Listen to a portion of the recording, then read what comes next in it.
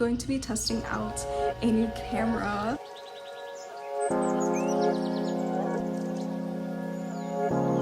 How to get brand collabs. So I keep looking at the screen. So a touch screen, which is super cool.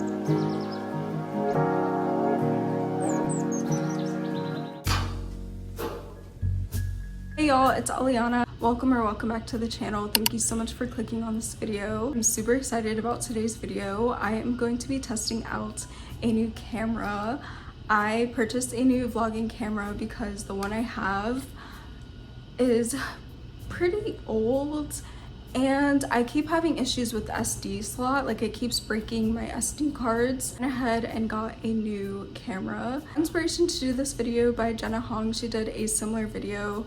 But when I was looking at different reviews or video examples on various cameras that I was interested in, a lot of the videos were mainly like techie focused. And I thought it would be a good idea to do kind of like a day in the life, trying my new vlog setup, showing you how I like it, the battery life, things like that, because I don't know, I thought it would just be like an interesting angle, and I am a lifestyle creator, so there's certain things that I would want in a camera. I looked into so many different cameras, and I guess I can share the camera that I have currently. This is the Sony A5100. It's super old, but the quality is pretty good. It doesn't shoot in 4K. I think it only goes up to 1080p and 30 frames per second, but it still has the flip screen.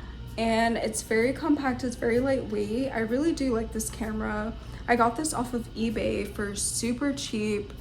I think it was like no more than $300, but at the time it was still old when I bought it. I think I bought this in 2020 and it's lasted me a really long time. I may sell this to like a used camera shop. I'm sure they would be able to repair it. I really do like Sony as a tech company. Like, I have a Sony speaker, I have a Sony camera, I have Sony headphones. I just love my Sony like ecosystem. I went ahead and got another Sony camera. I got the Sony ZV-E10, and I will tell y'all a little bit why I chose the Sony ZV-E10 compared to, I think there's like a newer model, the Sony ZV-1, or honestly I'm not sure if this one is newer or older, but another popular vlogging camera right now is the Sony ZV-1, and I chose not to get that for a variety of reasons, but we are just going to be talking about the Sony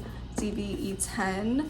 Let's get into why I chose this camera. Well, the main reason why I chose this camera was because of affordability. This camera has a lot of great features for the price. Like, it shoots in 4K. I liked that it was more wide angle compared to the ZV-1, because all of the reviews I saw on the ZV-1, it was super cropped in and it wasn't really ideal for vlogging or lifestyle content. So that was another reason. And then I also really like having a camera where you can have interchangeable lenses. That is super important because you can honestly keep a camera for so long and just upgrade the lenses. The lenses can make or break your quality, in my opinion. I used to be super into cameras, but I lost all of my knowledge. I also wanted to give some tips for those who are interested in content creation, how to get brand collabs. The point of this video is to test this camera, see if it's a great option for those who do more lifestyle and beauty content. And yeah, let's get to unboxing.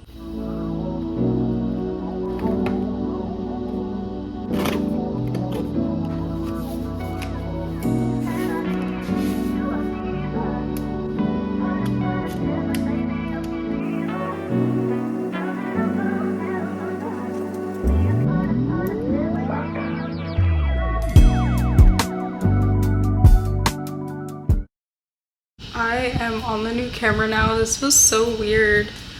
Like, this is the old camera.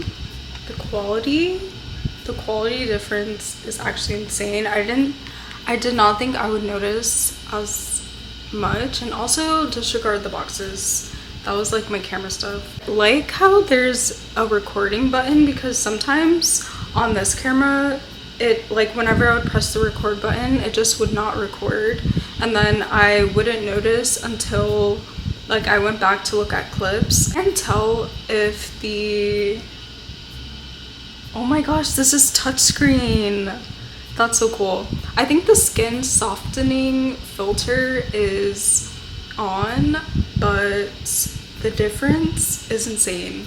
Yeah. It's dark out right now, like it's almost 9, so I couldn't test it in like natural light, but I am about to hop in the shower and wash my hair.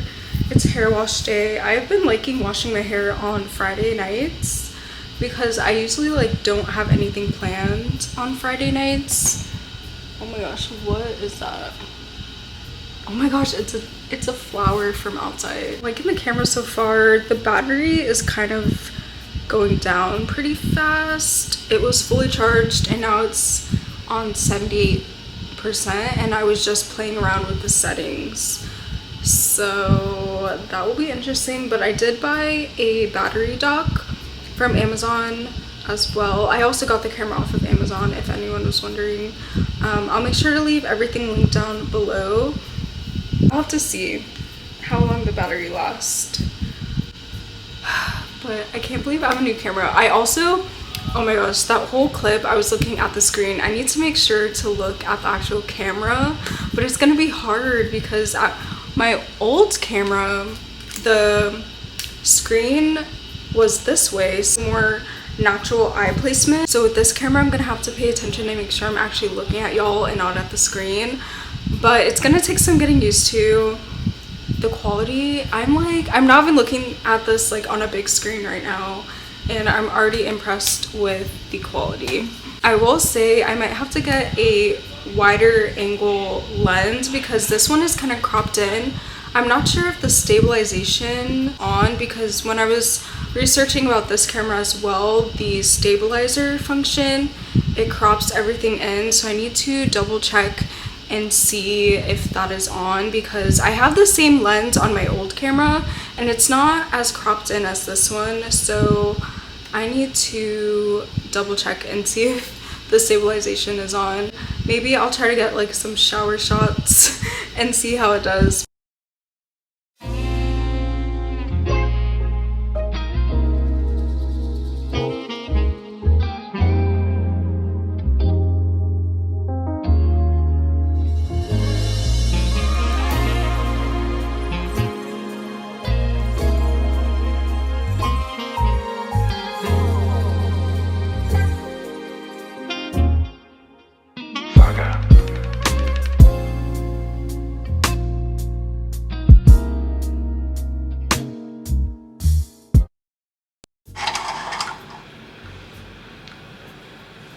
Morning. It is Saturday. I'm ready for hot yoga. It was like raining a lot yesterday and our Wi-Fi went out last night and it's still not up, so that kind of sucks. I have no Wi-Fi right now. I need to get dressed, make my bed, and eat like something very small. I just wanted to check in with y'all.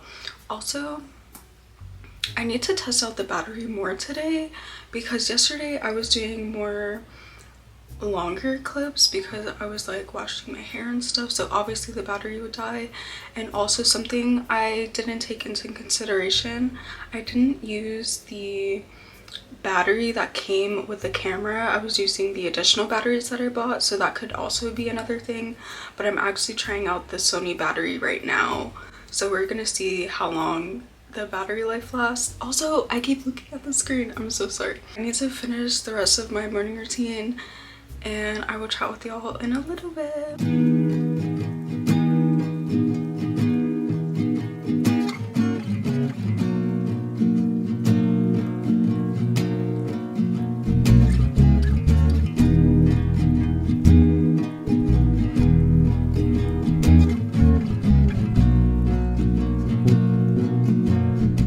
I am back from hot yoga. We went to Einstein Bros and got some bagels. I'm gonna make some caffeine for us before I hop in the shower. I feel like there's definitely two ends of the spectrum. There's people that super overshare and have like no filter with what they post, and then there's others that are more reserved and I guess secretive, but that's not really the right word.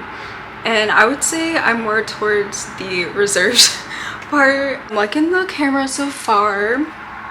I feel like the quality is just, it's so much better than my other camera, which is insane. Like I was telling y'all yesterday, I didn't think I would notice a big difference, but this camera is so much newer than my other one. I wanted to show y'all how I filmed day in the life vlogs for my short form content, but I do not think I will do that today. I'm gonna stop rambling and talk to y'all later. I was looking at various settings for this camera to make sure that I actually was using the right stuff, but I honestly don't know if I'm even filming in like 1080p or anything like that. I'll figure it out. I have to play around with it more, and I also need to remember not to look at the screen so much, but it's really hard because it's not where the lens is, so it feels unnatural to look at the lens.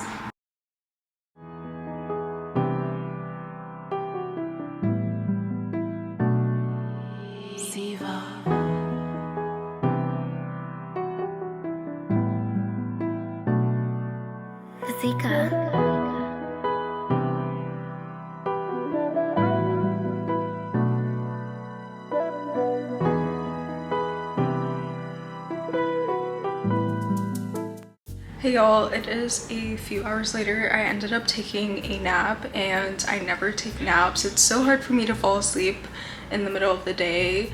I'd rather sleep in than take a nap, so that's how you know I needed it. But I just realized I had the stabilization mode on, so it was super cropped in, but please do not judge the background. I'm cleaning my apartment tomorrow. Tomorrow is a Sunday reset, but I turned off the stabilization mode, and yeah, so it's less cropped in. So this is 16 millimeters. It's super wide angle. I'm not like too far from the camera, like the camera's right there.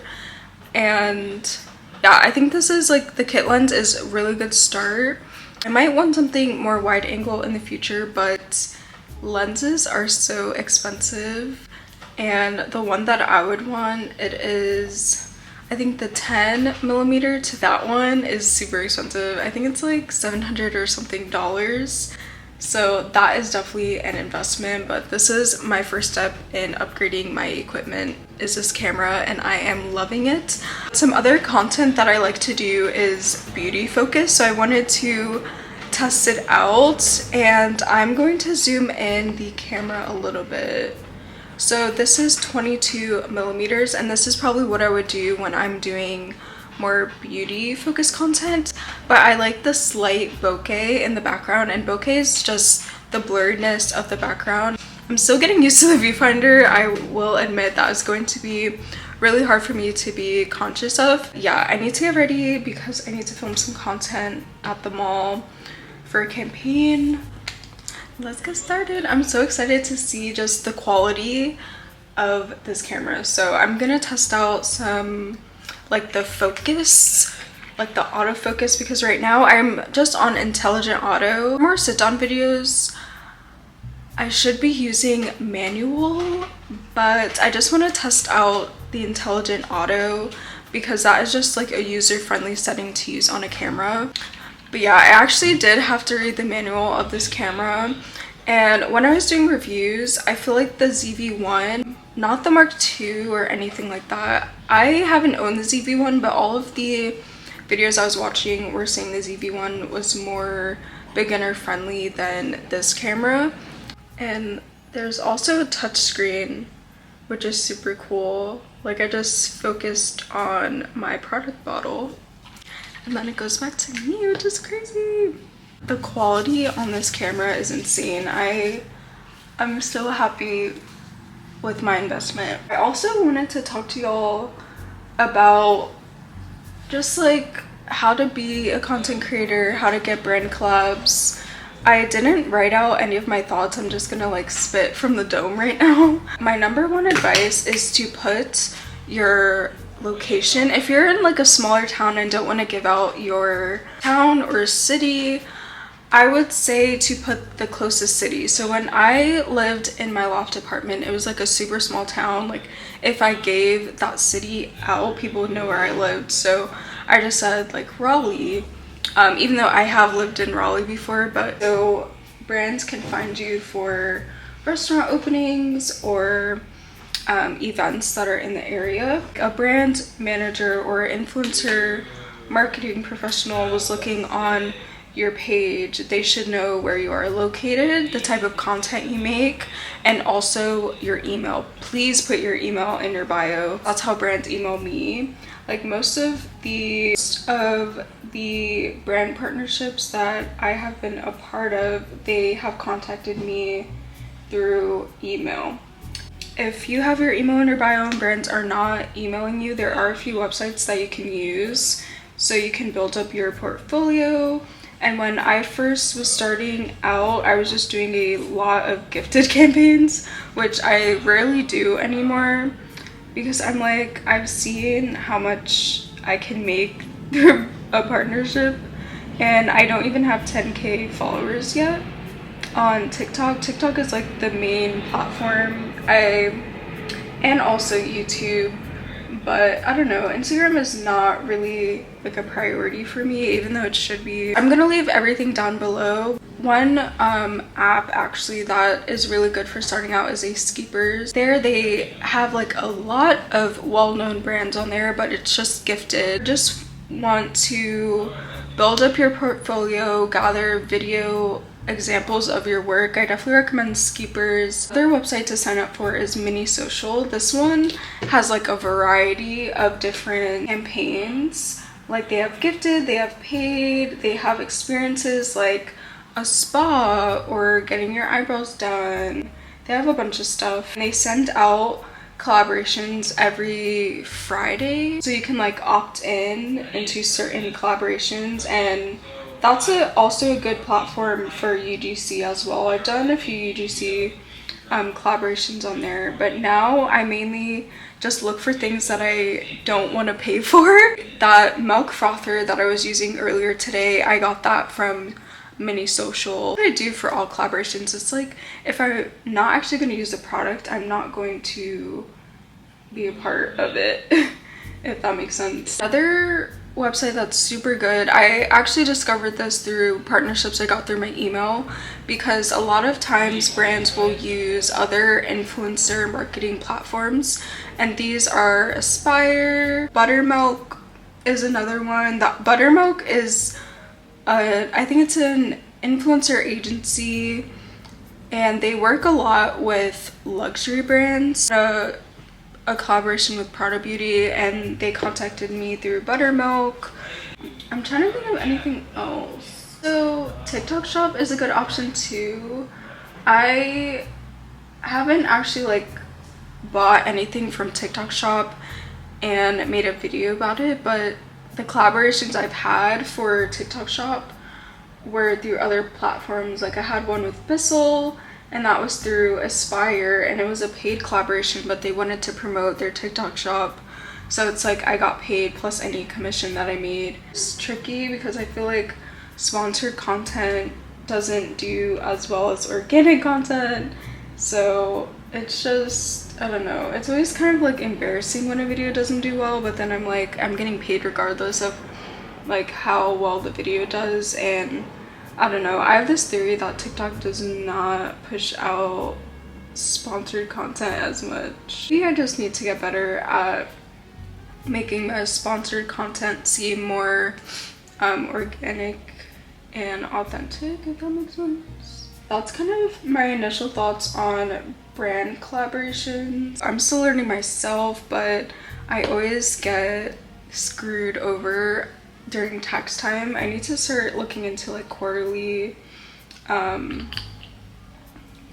taxes, but that's another thing you have to worry about when you start monetizing your platforms, because even like gifted collabs, you still have to pay taxes on it. So that's another reason why I kind of don't really do gifted collabs anymore. It's quality. I'm like obsessed. Okay, so just post whatever you want to post about.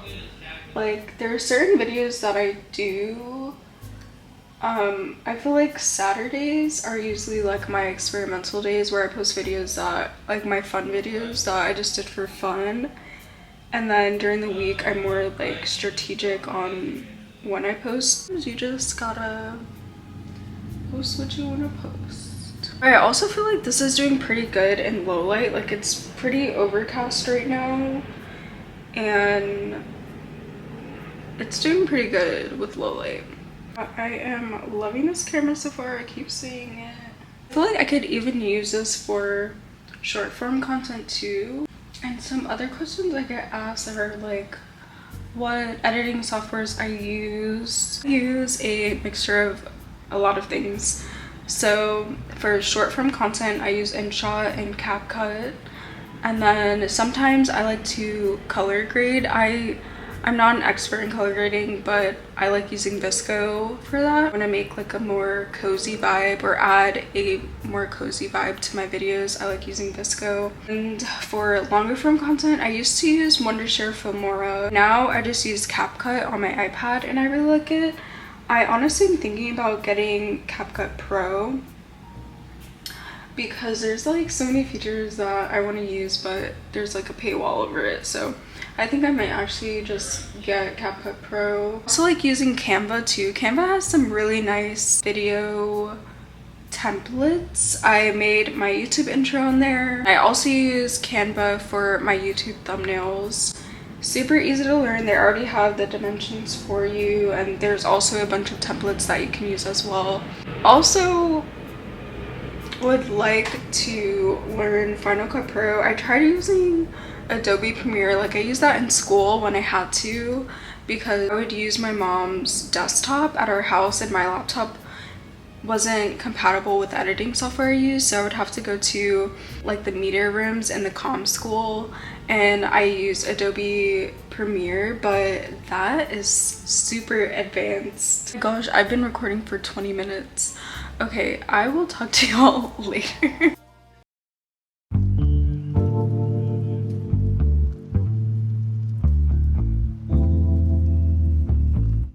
Hey y'all, it is Sunday. I am outside. I'm testing out the wind fluff that I have on my camera right now. It's pretty windy, so I want to look back on this footage and see if the mic is actually good and if having the fluff minimizes the wind noise.